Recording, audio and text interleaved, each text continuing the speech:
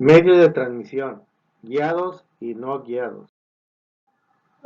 Medio de transmisión de datos. Un medio de transmisión constituye el soporte físico a través del cual el emisor y el receptor pueden comunicarse en un sistema de transmisión de datos.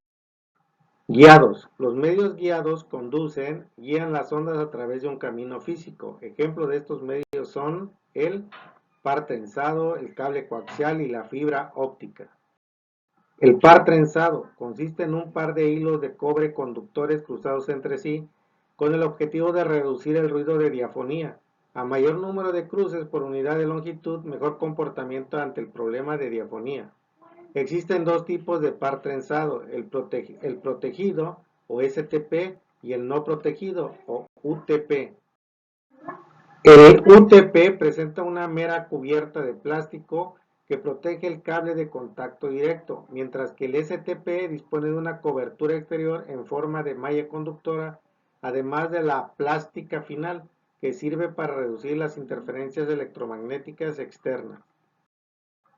De esta forma, los pares trenzados STP presentan mejores características de transmisión que los UTP, aunque la desventaja que presentan es que son más caros que los UTP. El par trenzado asignación para conectores. De su nombre 10 base T se extraen varias características de este medio. 10 indica la velocidad de transmisión en megabits por segundo. Base es la abreviatura de banda base y la T por utilizar cables de par trenzado.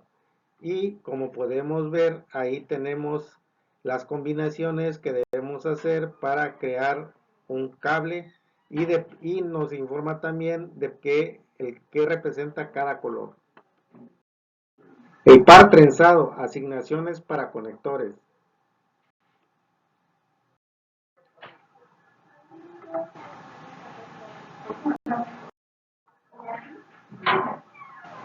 Designaciones del desempeño. Los cables de red de par trenzado están categorizados de acuerdo con su capacidad para transportar tráfico a través de la red. Estas categorías se encuentran definidas por la Asociación de la Industria Electrónica y se conoce como niveles 1 y 2 y categorías 3, 4, 5 y 6. Cable coaxial.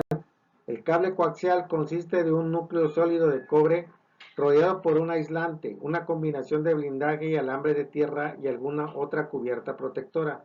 Es utilizado para transportar señales eléctricas de alta frecuencia que posee dos conductores concéntricos, uno central, llamado vivo, encargado de llevar la información, y uno exterior, de aspecto tubular, llamado malla, que sirve como referencia de tierra y retorno de las corrientes.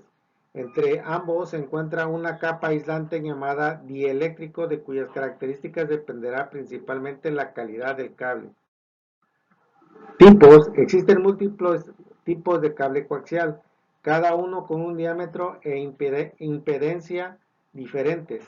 El cable coaxial no es habitualmente afectado por interferencias externas y es capaz de lograr altas velocidades de transmisión en largas distancias. Por esa razón se utiliza en redes de comunicación de banda ancha, cable de televisión y cables de banda base, Ethernet. La característica principal es el núcleo central de cobre, RG58U, núcleo de cobre sólido, RG58AU, núcleo de hilos trenzados, RG59, transmisión en banda ancha, televisión, RG6, mayor diámetro que el RG59 y considerado para frecuencias más altas que este, pero también utilizado para transmisiones de banda ancha. RG62, redes de área local. Y vemos una gráfica donde nos especifican el cable coaxial, su tipo.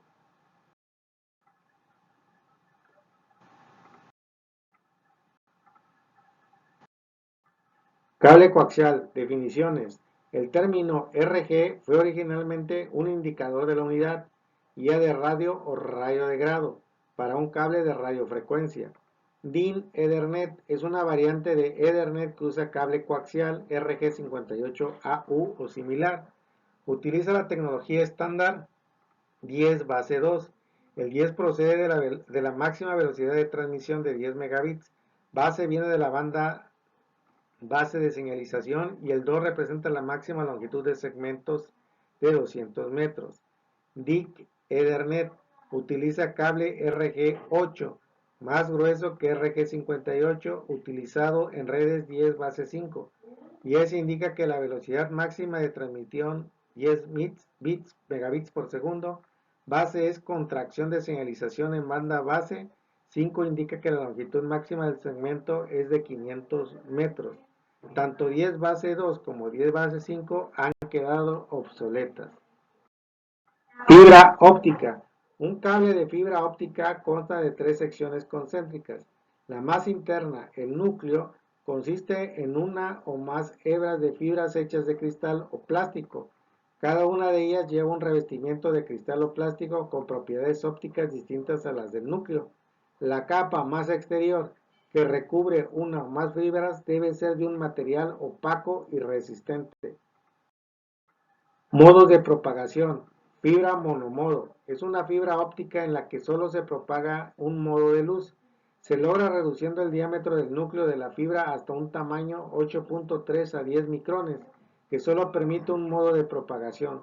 Su transmisión es paralela al eje de la fibra.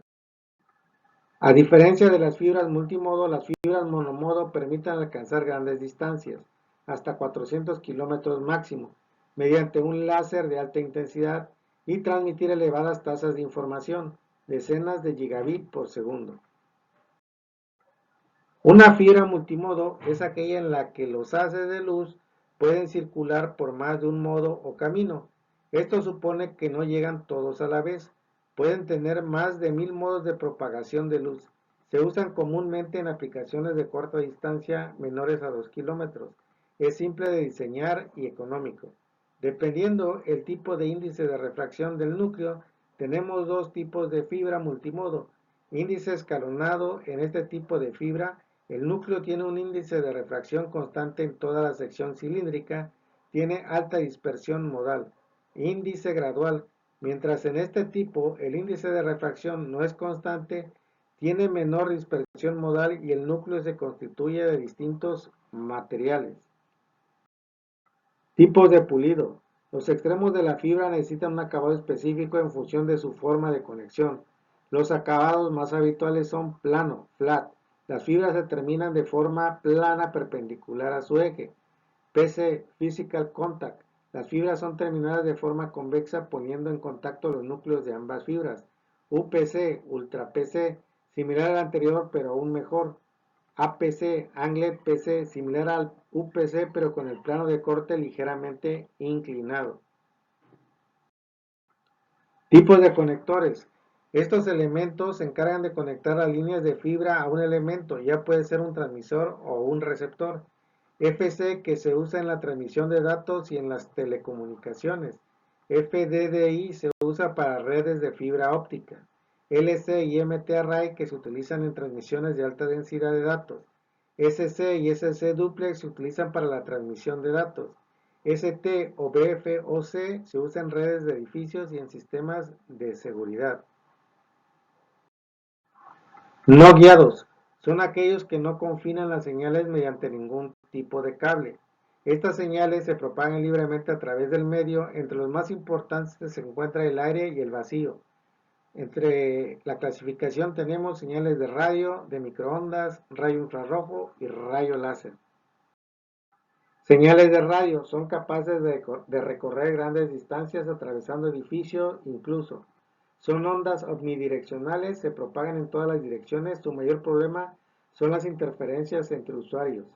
Señales de microondas. Estas ondas viajan en línea recta, ondas unidireccionales, por lo que el emisor y el receptor deben estar alineados cuidadosamente. Tienen dificultades para atravesar edificios debido a la propia curvatura de la Tierra. La distancia entre dos repetidores no debe exceder de unos 80 kilómetros de distancia.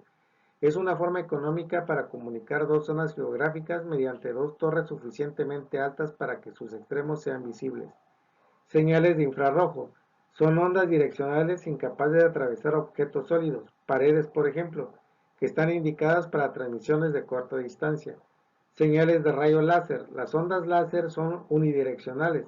Se pueden utilizar para comunicar dos edificios próximos instalando en cada uno de ellos un emisor láser y un fotodetector.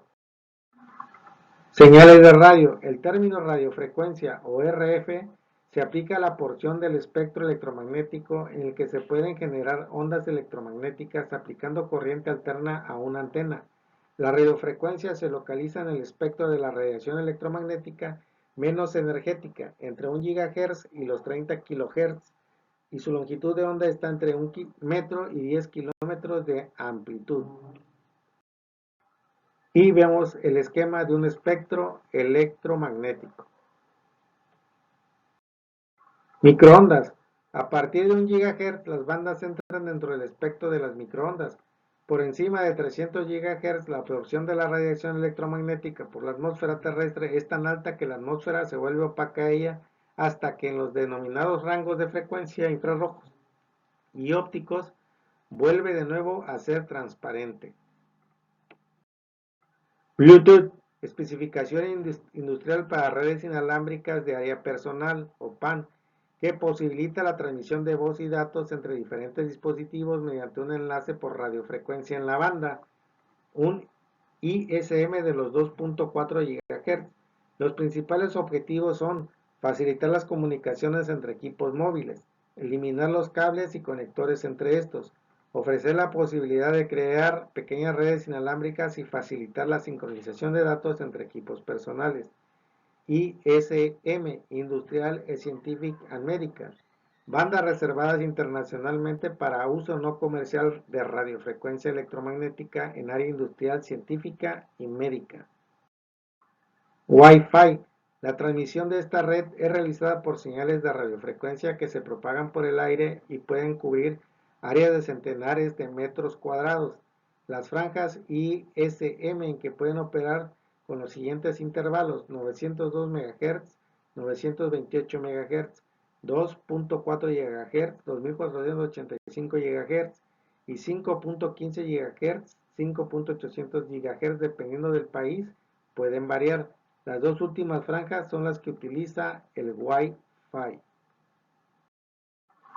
Wi-Fi Alliance, anteriormente la Wireless Ethernet Compatibility Alliance, la organización comercial que adopta, prueba y certifica que los equipos cumplen los estándares IEEE 802.11 relacionados a redes inalámbricas de área local.